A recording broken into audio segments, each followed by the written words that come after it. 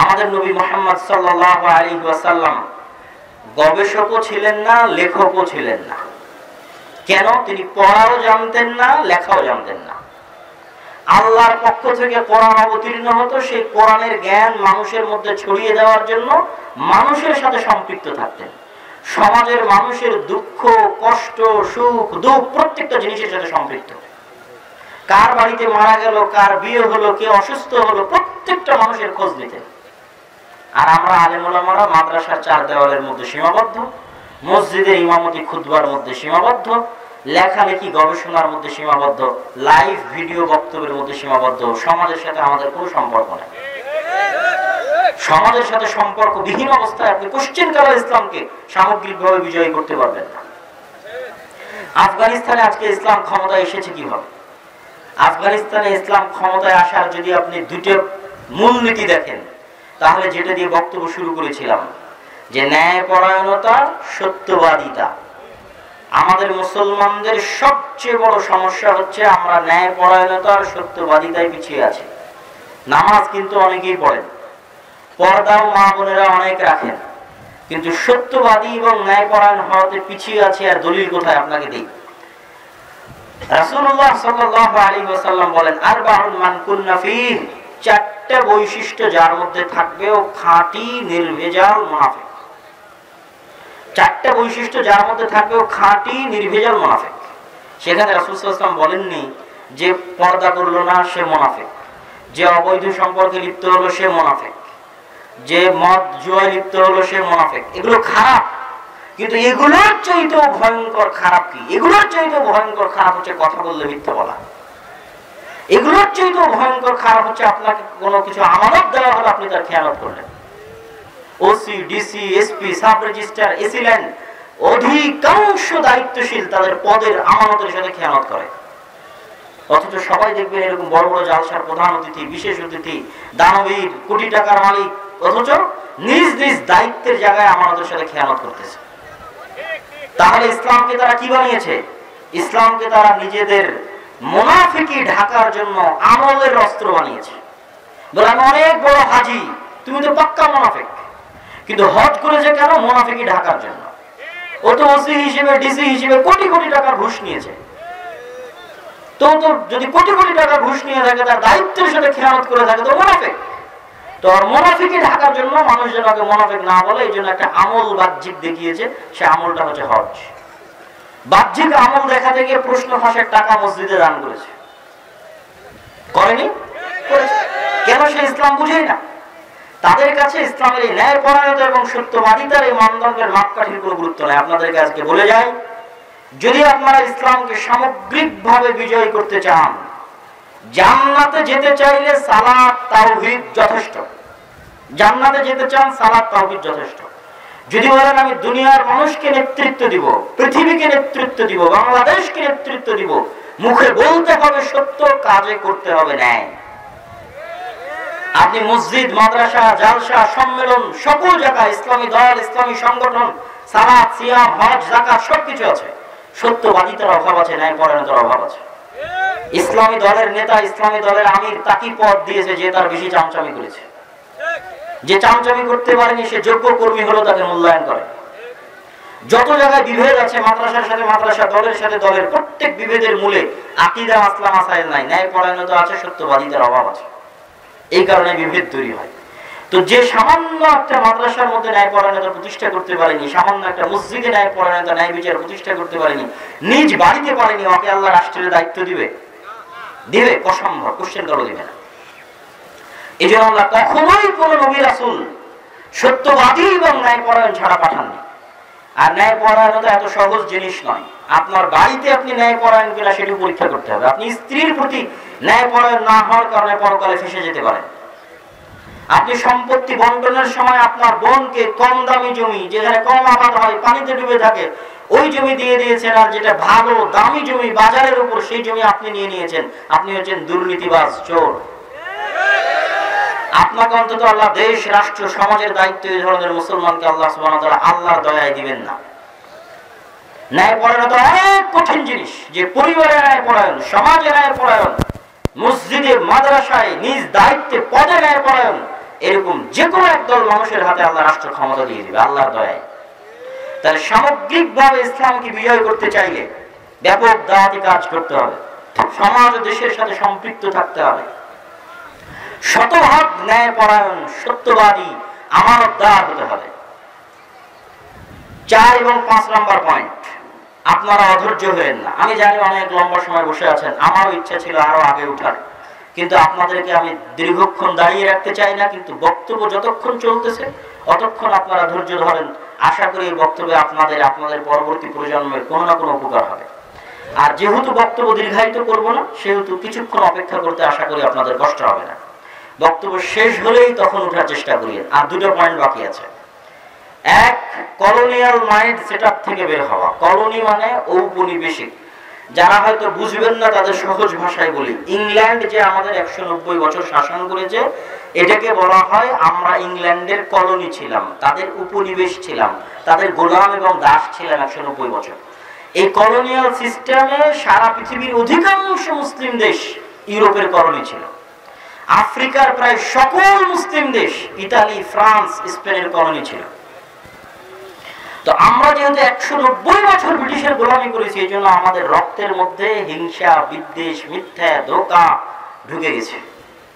এত সহজে ওই মিথ্যা, ধোঁকা, দুর্নীতি থেকে বের হওয়া খুব কঠিন।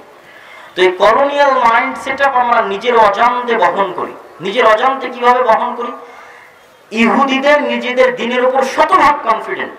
ওকে, একবারও কোনো ইহুদির মাথায় চুল পরিমাণ আসে না যে আমি দাঁড়িয়ে রাখবো তো মানুষ কি বলবে। এটা আপনি ইহুদি সমাজে গেলে বুঝতে পারবেন। 1 সেকেন্ডের জন্য আসে না, এতটা কট্টর। অথচ আমাদের মা এবং বোনেরা যদি পর্দাও করতে যায়, তবুও 10 বার তার মাথার মধ্যে ভাবে মানুষ কি বলবে, সমাজে কি বলবে। ওর তো টিকটকে লাখ লাখ ভিউ হয়ে গেল, আমার তো ভিউ নাই। এই যে সৌন্দর্যের অসম প্রতিযোগিতা, এই আল্লাহ সুবহানাহু ওয়া তাআলা পর্দার বিধান কেন দিয়েছে? মা এবং বোনদেরকে এই ধরনের ফ্রাস্ট্রেশন, হতাশা থেকে বাঁচার জন্য। সবাইকে তো আল্লাহ সুন্দর করে তৈরি করবে না, কিন্তু আপনি যদি সৌন্দর্যের প্রতিযোগিতা শুরু করেন, তাহলে যেই সমস্ত মেয়েদের চেহারা আল্লাহ সুন্দর করেনি তারা হতাশ হয়ে যাবে। একজনের টিকটকে লক্ষ লক্ষ ভিউ হচ্ছে, আর একজনের একটাও ভিউ হয় না, সে তো আত্মহত্যা করবে এবং করছে। তাহলে এই যে সৌন্দর্যের অসম প্রতিযোগিতা, এটা মনের মধ্যে কি নিয়ে আসে? হেজিটেশন, দ্বিধা, দ্বন্দ্ব।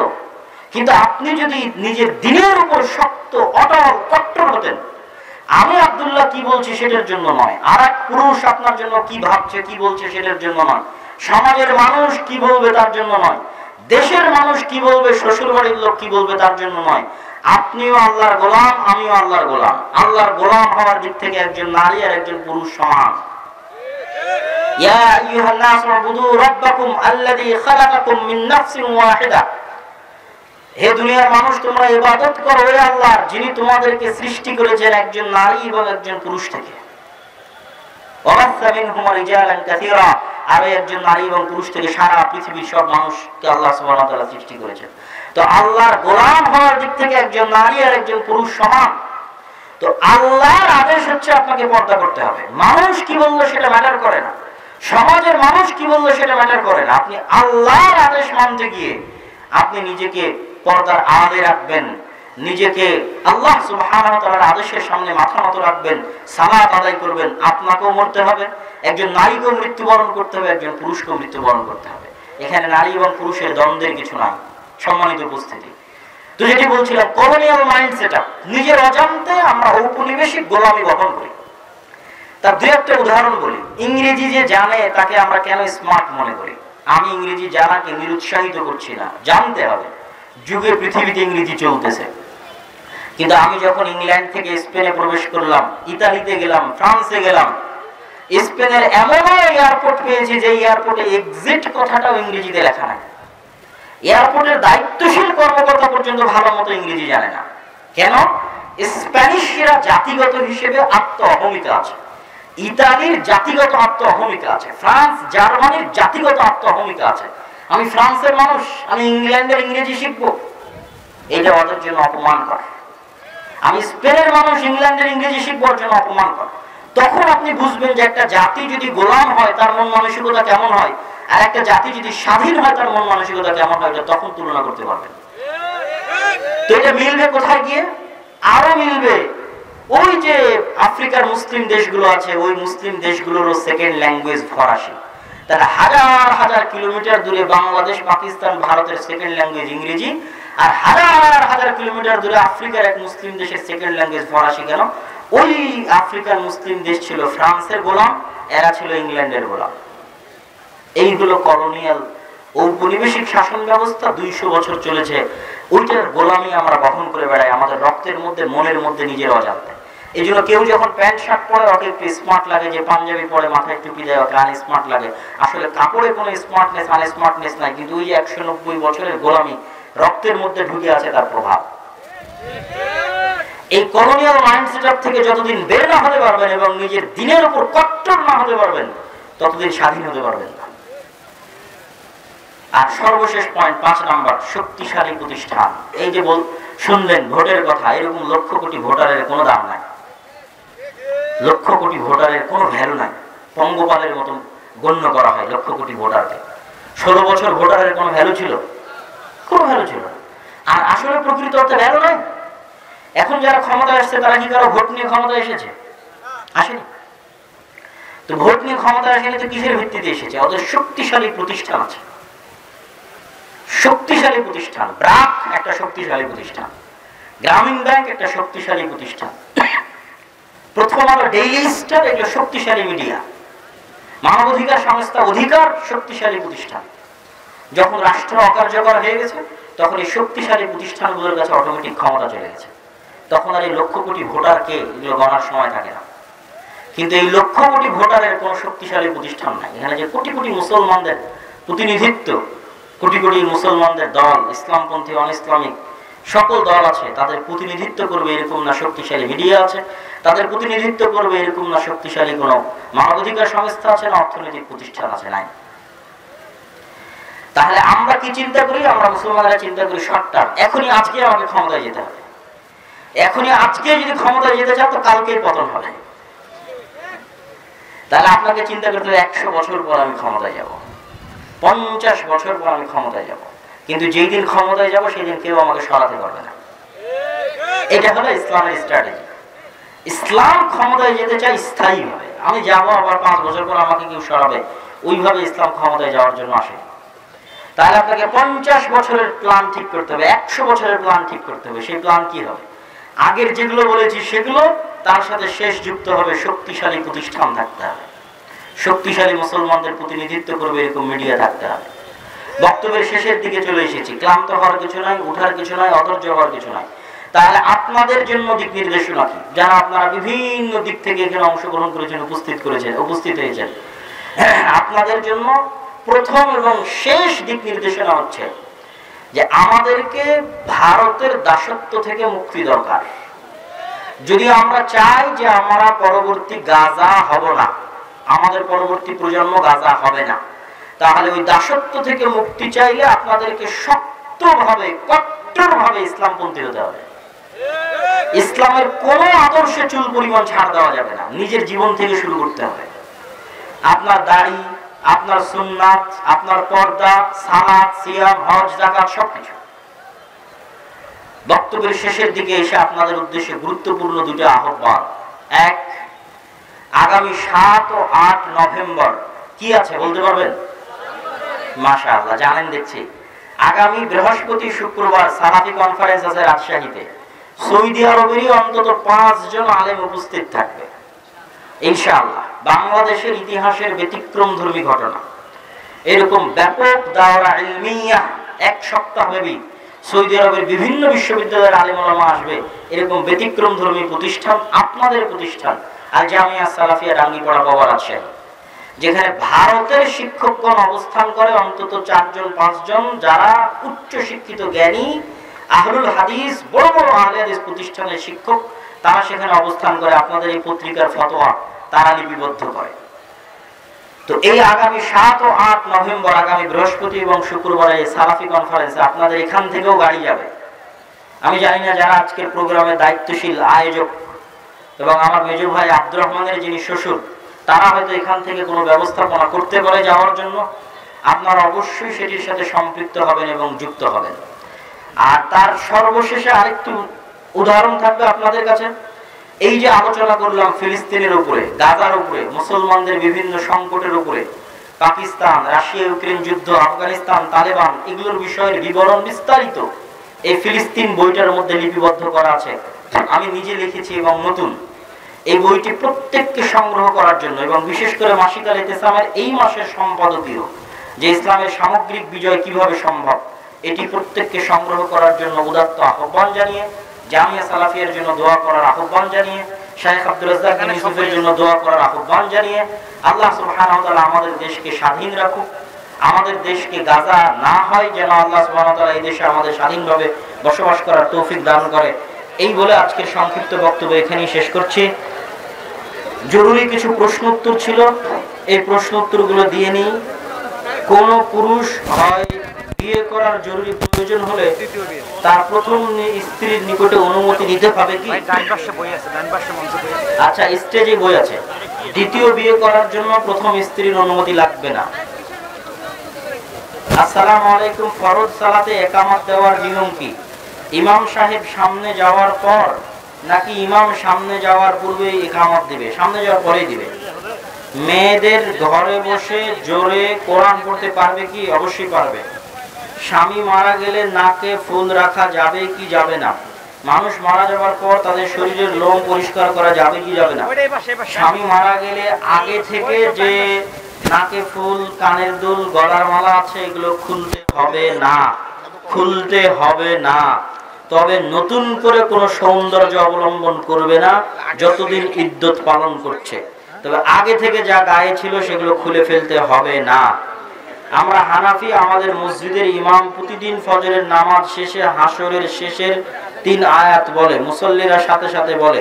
এইভাবে একসাথে বলার কোনো দলিল কোরআন এবং হাদিসে পাওয়া যায় না।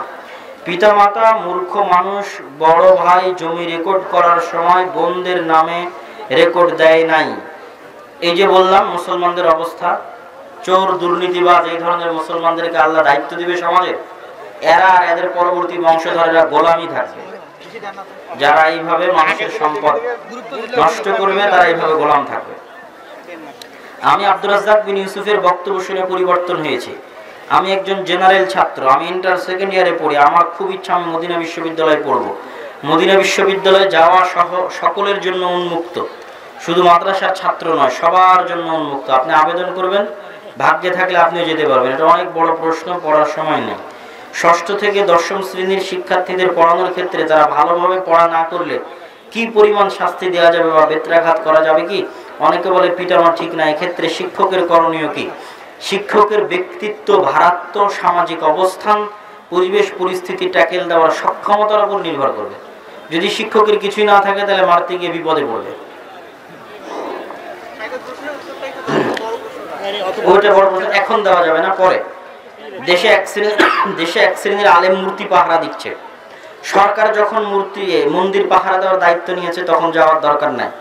আর সানন্দে স্বতঃস্ফূর্তভাবে যেখানে শিরক হয় সেখানে অংশগ্রহণ করলে ঈমান চলে যাবে।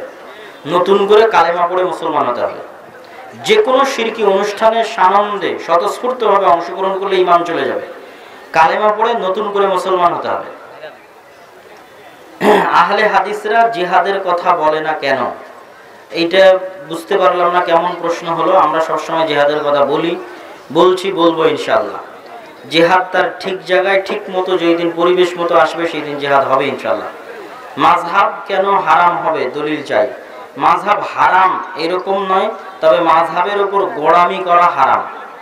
সহিহ হাদিস বা পবিত্র কোরআনের দলিল পাওয়ার পরেও মাযহাবের উপর গোড়ামি করলে সেটি হারাম হবে। স্বাভাবিক অর্থে যদি কেউ মাযহাব মানে এবং গোড়ামি না করে এবং পবিত্র কোরআন এবং সহিহ হাদিসের দলিল পেলে মাযহাবের বিপরীতে হলেও দলিলের অনুসরণ করে, এরকম স্বাভাবিক মাযহাব মানায় কোনো সমস্যা নেই। গণতন্ত্র কিভাবে হারাম হয় আমরা আপনার পরামর্শ চাই। আমি আজকের বক্তব্যে, আমরা সরাসরি সেভাবে বলছি এরকম নয়, কিন্তু আজকের বক্তব্যে তুলে ধরার চেষ্টা করেছি গণতান্ত্রিকভাবে ইসলাম ক্ষমতায় আসবে না, এটি গত 100 বছরে পরীক্ষিত। আর বিস্তারিত অন্য বক্তব্য থেকে দেখে নেবেন। হাতে বুকের উপর বাঁধার আমাদের বই আছে আলাদা। একজন বক্তার নাম জিজ্ঞেস করে বলেছে তার বক্তব্য শোনা যাবে কিনা, আরো একজনের নাম সেখানে বলেছে তার বক্তব্য শোনা যাবে কিনা। এগুলো নির্ধারিত বক্তার নাম শুনে প্রশ্ন আমরা পড়ি না। আমাদের যুব সমাজের উদ্যোগে ইসলামী লাইব্রেরি তৈরি করেছি, আমরা কিভাবে কোরআন ও সুন্নাহর আলোকে পরিচালনা করব, কিছু পরামর্শ এবং সহযোগিতা কামনা করছি। তোমরা দাওয়া ইলাল্লাহর সাথে যোগাযোগ করো। আমাদের যে মক্তবগুলো আছে, এখন জাতীয় মক্তব প্রতিযোগিতা চলতেছে, গাইবান্ধারও অসংখ্য প্রতিযোগী জাতীয় মক্তব প্রতিযোগিতায় অংশগ্রহণ করেছে। 400টা মক্তবকে আমরা ট্রেনিং দিয়েছি। তোমরা এই মক্তব প্রজেক্টের সাথে যুক্ত হও। গীবত করা কি বান্দার হক? তাহলে তার ক্ষমা কিভাবে পাবে? গীবত করলে বান্দার হক নষ্ট হয়, ক্ষমা পাবে কিভাবে? আগে যার গীবত করেছে তার কাছে ক্ষমা নেবে। তাকে যদি খুঁজে না পায়, সে যদি মারা যায়, তাহলে মরা পর্যন্ত তার প্রশংসা করতে থাকবে আর আল্লাহর কাছে ক্ষমা চাইবে। শিরক কাকে বলে? আল্লাহ ব্যতীত অন্য কারো ইবাদত করা, অন্য কারো কাছে কিছু চাওয়া, তাবিজ কবজ, বিভিন্ন কুসংস্কার, বিভিন্ন দিবস, খাম্বা, মূর্তি, নদী নালা, বড় গাছ, যে কোনো কিছুতে কোনো প্রকার কুসংস্কার বিশ্বাস করা, এগুলো সবই শিরক। আমি সালাতে খুব মনোযোগ সহকারে সালাত আদায় করতে চাই, কিন্তু বিভিন্ন চিন্তা চলে আসে। অনেক আগে থেকে সালাতের প্রস্তুতি নিতে হবে, ওযু করে জামাতে মসজিদে গিয়ে সালাত আদায় করতে হবে সুন্নাত সহ সঠিক সময়। আর সালাতে কি পড়া হয় তা মনে রাখার চেষ্টা করতে হবে, আর বারবার নিয়ত শুদ্ধ করার চেষ্টা করতে হবে। কেউ পরিপূর্ণ শতভাগ মনোযোগ দিয়ে সালাত আদায় করবে, এটা অনেক কঠিন, এটা আল্লাহ চায়ও নি। আল্লাহ চায় মানুষের চেষ্টা দেখতে। আপনি চেষ্টা করছেন কিনা, চেষ্টায় আল্লাহ কবুল করবে। চেষ্টায় সফল হতে হবে এমন না। ছেলে যৌতুক নেবে না, কিন্তু ছেলের পরিবার ও মেয়ের পরিবার যৌতুক নেওয়ার জন্য চাপ দেয়, এক্ষেত্রে ছেলের করণীয় কি? শক্ত থাকবে, এটাই করণীয়। খালি গায়ে নামাজের ওযু করা যাবে কি? কোনো সমস্যা নেই। মুসলমানদের বিবাহের সময় মহিলাদের মাথায় সিঁদুর দেওয়া হয় কেন? আমি তো জানি না যে দেওয়া হয়, এটা হিন্দুদের রীতি। দিয়ে থাকলে বাদ দিবে। শেখ, আপনি সবসময় বিভিন্ন আন্তর্জাতিক বিষয় নিয়ে আলোচনা করেন কেন? জানতে চাই, ভালো লাগে তাই। মসজিদের এরিয়ার ভিতর কবর স্থাপন করা হয়, তবে কি সালাত কবুল হবে? মসজিদের এরিয়ার মধ্যে হলে ওই কবরকে দ্রুত গতিতে মসজিদের এরিয়া থেকে বাইরে বের করতে, প্রাচীর দিয়ে।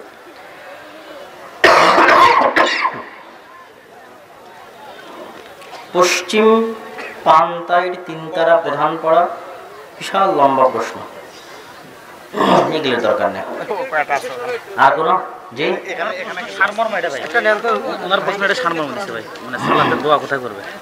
এখন প্রশ্ন হলো দোয়াগুলো সালাতে কোন সময় পড়বে?